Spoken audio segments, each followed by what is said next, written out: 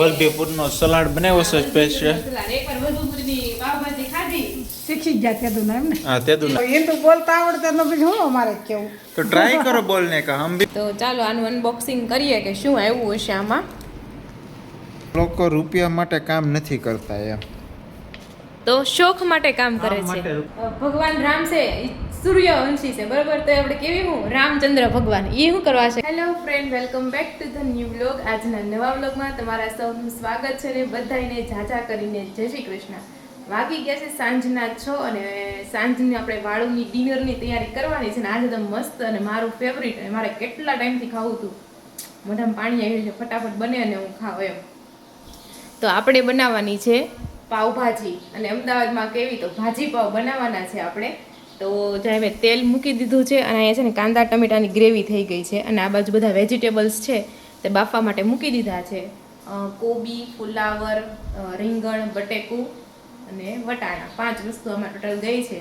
તો બસ અત્યારે પ્રિપરેશન ચાલે છે ને આ છે મસાલિયું. તો ચાલો બનાવીએ પાવભાજી. અને પાવભાજી કોની કોની ફેવરિટ છે કોમેન્ટ કરીને જરૂરથી કહેજો. તો જો આપણી ગ્રેવી છે ને મસ્ત ચડી ગઈ છે ને સાઈડમાંથી છે ને તેલ પણ નીકળવા માંડ્યું છે, એનો મતલબ કે આપણી ગ્રેવી છે ને ચડી ગઈ છે. તો હવે આપણે એમાં છે ને ચટણી નાખી દઈશું. અને એક ટિપ્સ કહું ને તો જ્યાં તેલ હોય ત્યાં તમે ચટણી નાખો ને એટલે એકદમ છે ને લાલ થાય.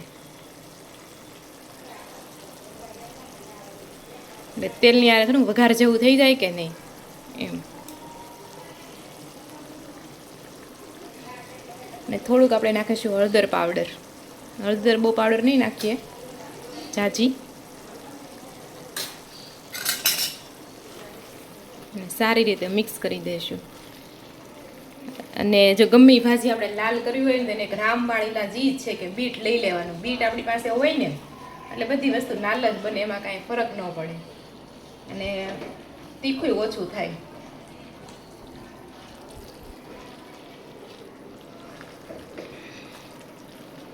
અને આ બાજુ આપણા બધા વેજીટેબલ્સ છે ને જે મસ્ત લાલ કલર છે, પણ હમણાં આપણે વેજીટેબલ્સ નાખશું ને એટલે વ્હાઈટ થઈ જશે.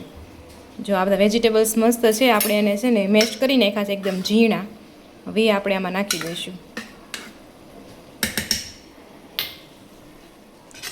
તો બધી વસ્તુ છે ને સારી રીતે આપણે મિક્સ કરી દઈશું. હવે ઓલમોસ્ટ થવા જ આવી છે, રોનક આવે ને એટલી વાર છે.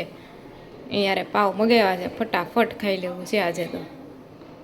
બહુ મન હતું મને. અને આ બાજુ જો હારવાર છે ને આપણે ભાજી થાય ને તો હારવાર વાસણે ઉટકાતા જાય.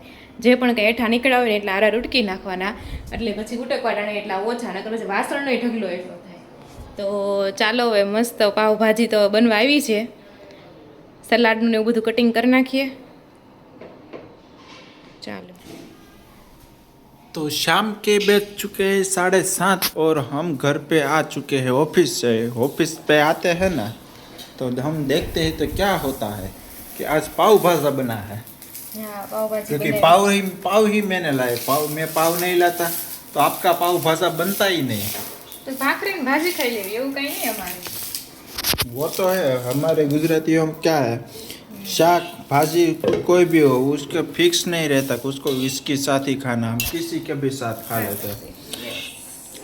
तो बताइए क्या आज पाव भाजी बना है मस्त मजा के. ભાજી છે.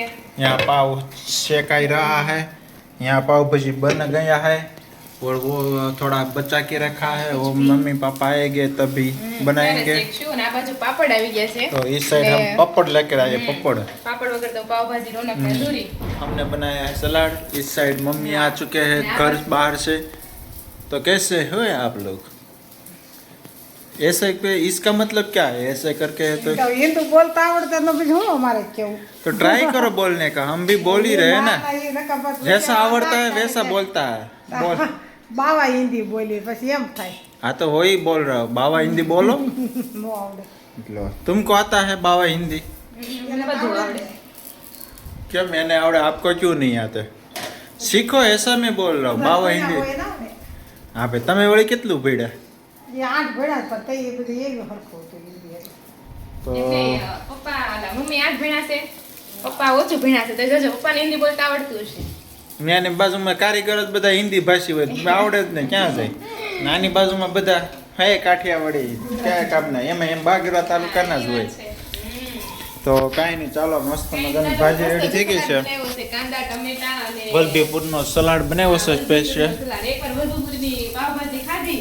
શીખી જ ગયા તેદું એમ ને હા, તેદુને શીખ્યા છે. તમે ખાધી કે નહીં વલભીપુરની ભાજી? ત્યાં વલભીપુર આપણે રાતા ક્યારે ગયા છે અને આમ તો આપણે દેહમાં જતા તે આપણે વલભીપુર ન આવે આવે ને હું કેમ ન આવે? આપણે વલભીપુર તો આપણે આવે ક્યારે ને. તે વલભીપુર આપણે એટલે 2 વાર ગાડી લઈને ગયા ક્યારે વલભીપુર આવ્યું આડું એકવાર આડો આવ્યું હતું પણ આપણે ગયા નહોતા. એવું તો કાંઈ નહીં, જો આ ગરમા ગરમ પાવ શેકાય છે તો આપણે હવે ખાઈ લઈએ. મને પાવ તો શેકી જ એટલે હું બે જાઉં ખાવા. કાંઈ નહીં, ચાલો. જો આ જમવા માટે બેસી ગયા છે. તમને ખબર જ છે પાવ ભાજી ભાજી. અને આ કોબી અને વલભીપુર સ્પેશિયલ સલાડ. તો કોણે કોણે વલભીપુરની ભાજી અને એનો સલાડ ખાધો છે ને કોમેન્ટ કરીને કહેજો એમ. વલભીપુરની જે છે ને એમાં એ વસ્તુ આપણે નથી બનાવતા. આમાં શું હોય છે એટલે ગેસ કરે. મને નથી ખબર. આપણે જે ખાધી એમાંથી એક વસ્તુ આપણે નથી બનાવતા. પણ તને નથી ખબર? નહીં. ચટણી. હા, એ લોકોને છે ને તીખી ચટણી પણ આપતા હતા. પણ આમાં આપણે ક્યાં તીખું ખાવી છે? કોઈ ઓલરેડી જેટલું ખાતા હોય એટલું તો ભાજી બનાવી નાખી હોય તીખી. ખાલી ચટણી નથી, તો લસણની ચટણી છે. ઠેક લસણની ચટણી હતી. ઓકે, તો કાંઈ નહીં, લસણ બહુ ન ખવાય. તો કાંઈ નહીં, ચાલો મસ્ત પાવભાજી ખાવા એમ માટે. નહીં, લસણ ન ખાય તું નહીં ખા ને હવે. હું તો ખાવ જ છું ને. તો હું તો હું કેમ ખાવ. ના પાડું? ચટણી ન ખવાય લસણની. આ બધી વસ્તુમાં લસણ નાખીને મિક્સ કરીને ખવાય, પણ એકદમ શું કહેવાય લુખ્ખું એ રીતના ન ખવાય એમ. એકલી વસ્તુ ન ખવાય એમ. અચ્છા, કાંઈ નહીં, ચાલો તો પાવભાજી ખાવા માટે. અને તમારું કંઈક પાર્સલ એવું છે તો શું છે એમાં? બુક છે, કાંઈ નહીં. બુક છે તો કાંઈ નહીં, ચાલો જમીને આપણે જોશું કે કઈ બુક એણે મગાવી છે. ચાલો વાળું પાણી કરવા. આ લીંબુ છે ને ક્યારે તો વાગવામાં આવી રહ્યા છે 8:15 અને આપણે ખાઈ પીને જમી કારવીને નવરા થઈ ગયા છે હવે. અને આ બાજુ રોનક ફોન જોવે છે, આ બાજુ તો પપ્પા હિંચકા વાંચે છે. અને એવું છે આજે તો જે પાર્સલ આવ્યું હતું ને તને પાર્સલ તમને બતાવવાનું છે. તે પાર્સલમાં શું આવ્યું હતું એમ. તો શું મગાવ્યું છે તમે? કાંઈ નથી, બુક છે. બુક જ છે. તો ચાલો આનું અનબોક્સિંગ કરીએ કે શું આવ્યું હશે આમાં. આલ્યો. તો આ બાજુ હું ચોકલેટ ખાધી તમે? મમ્મીએ ચોકલેટ ખાધી. મમ્મીને જ ખૂટવાડી પડે ને એ જ લઈને આવે છે. પછી એને ખબર હોય ને. આમ છે નથી કહેતા લાવ ફાટો પોતે એને લાવ એને જ ફૂટવા કારણ કે 11 સત્સંગમાં જાય એટલે સમજી લેવાનું એક ચોકલેટ તો આવે જ. એક બબે આવે તો અનબોક્સિંગ થઈ રહ્યું છે. કાલ રાતના ખજા સડા ખાલી આવશે હા. તો કઈ બુક છે? બુક તો બધા વાંચવા મળ્યા. આ છે કોણ the rich dad poor dad. અમીર પપ્પા ગરીબ પપ્પા. મમ્મી કે એટલે શું એમ? અમીર પપ્પા ગરીબ પપ્પા. બુકનું નામ છે. Rich dad poor dad. એ તો વાંચશે જ ને. નક્કી ન હોય, કોઈ વસાય. એવા ના કબાટ ભીનો એક છોકરીનો તે વાંચવી જ છે અમે તો. કે બધું થોડી એકાર વચાઈ જાય કા ભાઈ? બધું વાંચવી છે. પરીક્ષા લેવાતી નથી નકર ખબર પડે એટલા માર્ક આવ્યા એમ. તો શેની બુક છે? આ તો કહી દો. Rich dad poor dad. તો શું કરવા મગાવી? ખબર નથી તો. બસ શોખ છે એટલે. બીજું તો હું. તો કેટલા ને આવી? મમ્મીનું એમ પૂછવું છે. 100 રૂપિયાની રીચ ડેડ પુઅર ડેડ આવી છે. તે પુસ્તક કઈ મોંઘી નથી આવતી. પુસ્તક તો જેટલી મફતમાં હોય ને આપે આપવાવાળા, પણ વાંચવાવાળા જ ઘટે છે. હા, વાંચવાવાળા જ ઘટે છે. હવે કળિયુગમાં પુસ્તકનું કિંમત નથી પણ વાંચવાવાળા ઘટે છે એવું છે અત્યારે. અને આ પુસ્તકની વિશે મને જેટલી ખબર છે ને એટલી એવું કંઈક છે કે જેને અમીર બનવું હોય ને અમીર બનવાના નુસ્ખા કે મતલબ મેનેજમેન્ટ કેમ કરવું મેનેજમેન્ટનું છે એવું. એ ટાઈપનું આ બુકમાં છે. એટલે અમે વાંચશું એ પ્રમાણે તમને કેવું. રોનક વાંચવાના છે. આ તો આપણને ઇન્ટરેસ્ટ નથી મેનેજમેન્ટમાં કાંઈ. મારું રીતે નક્કી ન હોય, વસાય તે વસાય. પણ જેટલા લોકો અમીર બન્યા છે ને એ બધા એમ કહે કે અમને છે ને આ પુસ્તક વાંચીને એમાંથી પ્રેરણા મળી અને એમાંથી અમે કંઈક કર્યું અને એ પ્રમાણે થયું. ઘણા લોકોનું કેવું એવું છે. અમુક લોકો રૂપિયા માટે કામ નથી કરતા એમ. તો શોખ માટે કામ કરે કામ છે. માટે રૂપિયા કે એવું કે પછી મને નથી ખબર. તો કોણે કોણે આ પુસ્તક વાંચી છે કોમેન્ટ કરીને કહેજો ને શેની પુસ્તક બની તમારે કહેવાનું છે.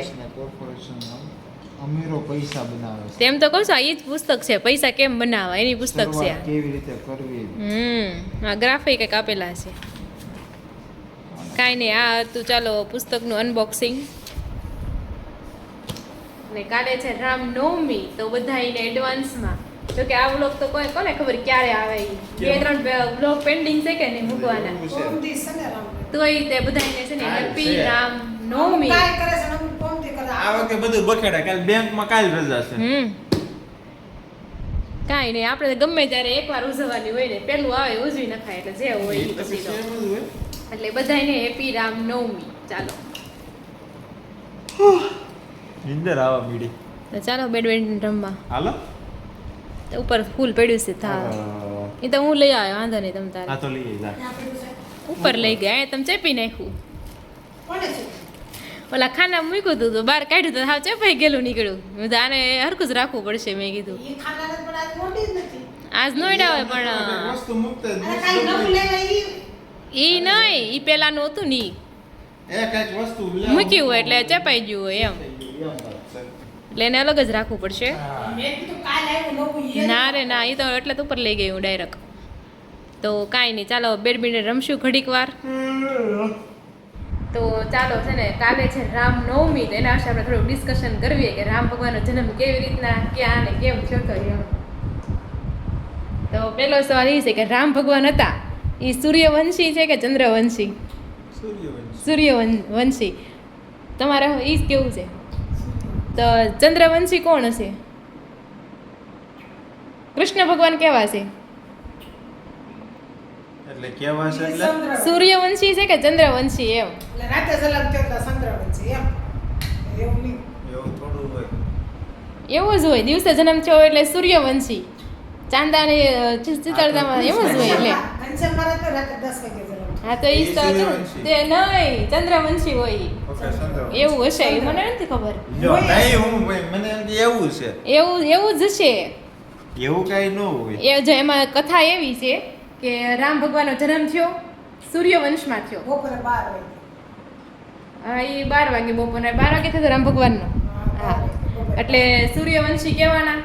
તે ચંદ્રમને ખોટું લાગી ગયું કે લે કે ભગવાનનો જન્મ સૂર્યવંશમાં થયો એમ. એટલે પછી ભગવાને એમ કીધું તો બહુ દુઃખી થામા કે તારામાં હું છે ને આવતા યુગમાં કે તારામાં હું જન્મ લઈશ એમ, ચંદ્રવંશી થઈને આવે. એટલે કૃષ્ણ ભગવાન બનીને આવ્યા, એટલે એને ચંદ્રવંશી વંશી એ કહેવાય એમ. રાતના 12 વાગે.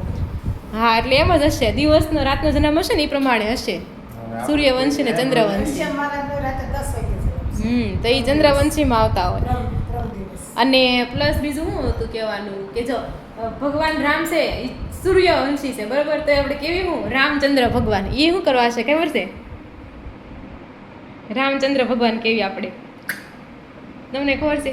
રામચંદ્ર ભગવાન કેવી? તમે હું ભાઈ તો બેઠા. તો આપણે જોઈ આવો તો ત્યાંથી નહીં સંભળાય. કૃષ્ણચંદ્ર ન કહેવાય. મેં તો સાંભળ્યું. નથી કહેવાતું. એ કૃષ્ણચંદ્ર જ્યાંથી રામચંદ્ર બેઠા ભગવાન જ છે કૃષ્ણચંદ્ર. તો કાંઈ નહીં, એના વિશે આપણે સર્ચ કરશું કૃષ્ણચંદ્ર એમ, પણ એ તો મને નથી લાગતું, સાંભળ્યું નથી કોઈ દિવસ. લખાઈ ગયું. રામચંદ્ર ભગવાનની જય. તો એની કથા એમ છે કે જ્યારે રામ ભગવાનનો જન્મ છે ને તો બધા ભગવાન રામ ભગવાનના દર્શન માટે આવ્યા. કૃષ્ણની જય. નકરી કૃષ્ણની જ જય બોલે. એટલે પછી છે ને રામ ભગવાન પારણામાં હતા અને સૂર્યવંશમાં જન્મ થયો. પહેલો હકદાર કોણ હોય દર્શન કરવાનો? સૂર્ય ભગવાન. એટલે એ દર્શન કરતા હતા, દર્શન કર્યા જ રાખ્યા. પાછળ કોને લાઈન વારો આવવા જ નથી દેતા. તે ચંદ્ર ભગવાન ચંદ્ર છે ને, ચંદ્ર એ રામ ભગવાનને કહે એટલે પ્રાર્થના કરે એમ કે આ સૂર્યદેવને કહો કે અમને કંઈક દર્શન કરવા દે. કયું ના આના જ દર્શન કરે છે એમ. એટલે તે રામ ભગવાને એમ કીધું કે હું સૂર્યવંશમાં જન્મો છું એટલે સૂર્યદેવ ભલે કે દર્શન કરે કે એમ. એટલે પછી અને આ શું કહેવાય, સૂર્યવંશીમાં જન્મ થયો તો પછી રામ ભગવાનનો, એટલે વરદાન હતા ને એવું ચંદ્રદેવને કે ભલે મારો સૂર્યવંશમાં જન્મ થયો હોય પણ એ કે હું ઓળખાશ તો કે રામચંદ્ર તરીકે જ તે એમ. રામચંદ્ર એટલે માય ચંદ્ર. એટલે ચંદ્ર લાગે છે. જોયું? આચી જ કહાની છે, ખોટી કહાની નથી આ. ફોનમાં આવ્યું. એટલે પછી વરદાન આપ્યું ભગવાને કે હું રામચંદ્ર તરીકે ઓળખાશ અને આવતા યુગમાં હું કૃષ્ણ તરીકે જન્માશ અને ચંદ્રવંશી જન્મશ. સરસ. ચંદ્ર ભગવાન હજી એક યુગનો ઇંતજાર નહોતા કરી શકતા એટલે દુઃખી થઈ ગયા. એ દુઃખમાંથી ઉગારવા હાટુથી ભગવાને રામચંદ્ર નામ બિરુદ લીધું. આ કહાની હતી. શાબાશ ભાઈ, હવે તો આપણે બીજું મને નથી પૂછો, હાલો, મને પૂછો, હું તમને કહું. ખબર. મારે તો હવે શું કરી નાખ્યું રામ ભગવાન પૂછો એમ હું તમને જવાબ આપું છું એમ. છે? રામ રાવણનો કેટલા દી યુદ્ધ આવેલું હતું? રામ રાવણ 14 દિવસ 10 દિવસ 10મા દિવસે રાવણને આપણે ઓલું કરી દીધું ને નવરાત્રી દશેરા, એટલે 10 દિવસ જ આવેલું હોય. વાહ. 14 વર્ષનો વનવાસ હતો. Anything else? મોટું છોટાય એટલે નકર તો એવું કાંઈ નહીં, હવે ભલે શ્યામ રખડે એમ નહોતું. એ થોડું હાલે તો એ હાલે કે નો હાલે, એ હવે કેટલીક મોટી જે આમાં નોટ લગાડી છે ને એ છે ને આડાવળી થઈ જાય છે. ખબર જ હતી તો ને. એવું છે ઉપર કાચમાં સોટા દીધી હોય તો ચોટાડવાનો વાંધો નથી, પણ નોટ ખરાબ થઈ જાય એમ વાત છે. અરે આ ઉપર નહીં આ નીચેથી કાચ હોય કે નહીં એની આજે આમ સોટાડવી જ ખરા ને નોટ ને એમ વાત છે. કાંઈ નહીં, ચાલો આનું તો આપણે કંઈક વિચારીશું. તો આ સાથે આપણે આજનો વ્લોગ અહીંયા એન્ડ કરીએ છીએ. તમને વિડીયો ગમ્યો તો જરૂરથી લાઈક કરી દેજો, ચેનલને હજુ સુધી સબસ્ક્રાઈબ ન કરી હોય તો સબસ્ક્રાઈબ કરી દેજો અને કોમેન્ટ કરવાનું ભૂલતા નહીં. ફરી મળીશું કાલ નવા વ્લોગ સાથે. ત્યાં સુધી જય શ્રી કૃષ્ણ અને રાધે પેલો રાધે. પાવડર નથી પીતો તો એ પી જાય એટલે તો કયો? ના ના રામ ક્યાં નવમી, તો એના વિશે આપણે થોડુંક ડિસ્કશન કરવીએ કે રામ ભગવાનનો જન્મ કેવી રીતના, ક્યાં અને કેમ થયો હતો એમ. તો પહેલો સવાલ એ છે કે રામ ભગવાન હતા એ સૂર્યવંશી છે કે ચંદ્રવંશી? સૂર્યવંશ. સૂર્યવંશી. તમારે એ જ કેવું છે? તો ચંદ્રવંશી કોણ હશે? કૃષ્ણ ભગવાન કેવા છે? એટલે કેવા છે એટલે સૂર્યવંશી છે કે ચંદ્રવંશી? એમાં કથા એવી છે કે રામ ભગવાનનો જન્મ થયો સૂર્યવંશમાં થયો. બપોરે 12 વાગે હા, એ 12 વાગે, બપોરે 12 વાગે થયો રામ ભગવાનનો. હા, એટલે સૂર્યવંશી કહેવાના. તે ચંદ્રમને ખોટું લાગી ગયું કે લે કે ભગવાનનો જન્મ સૂર્યવંશમાં થયો એમ. એટલે પછી ભગવાને એમ કીધું તો હું બહુ દુઃખી થામા કે તારામાં હું છે ને આવતા યુગમાં કે તારામાં હું જન્મ લઈશ એમ, ચંદ્રવંશી થઈને આવે. એટલે કૃષ્ણ ભગવાન બનીને આવ્યા. શું હતું કહેવાનું કે જો ભગવાન રામ છે એ સૂર્યવંશી છે બરોબર, તો આપણે કેવી હું રામચંદ્ર ભગવાન એ શું કરવા છે ખબર છે? રામચંદ્ર ભગવાન કેવી આપણે તમને ખબર છે? રામચંદ્ર ભગવાન કેવી? તમે હું ભાઈ બેઠા તો આપણે જોઈ આવો તો ત્યાંથી નહીં સંભળાય. કૃષ્ણચંદ્ર ન કહેવાય.